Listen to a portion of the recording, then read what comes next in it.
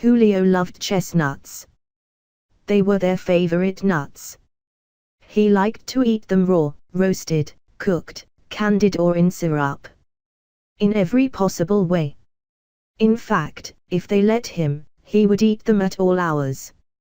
Every year, Julio waited impatiently for the time of the chestnuts. From October until mid-December, on many weekends he went with his cousins to the forest to pick up bags and bags, which he later distributed among the neighbors. Many times at home they used to prepare jam or cream to fill the tarts. Sometimes he would set up a small stall at the entrance to his house and sell roasted chestnuts to people passing by.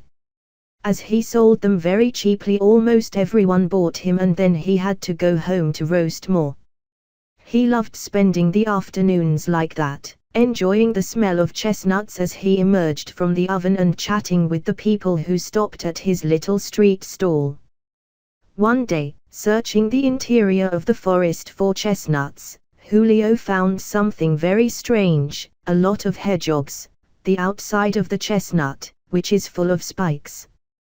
What was really surprising was that they were empty. Julio knew that each hedgehog used to have about 2 or 3 chestnuts. But the ones he found were hollow. Not a trace of the chestnuts I had come for. Julio, who had gone to the forest with his cousin and Uncle Pablo, went quickly to warn them. Soon they could see what the child had discovered. No chestnut, neither on the ground nor on the trees. They went to warn the ranger.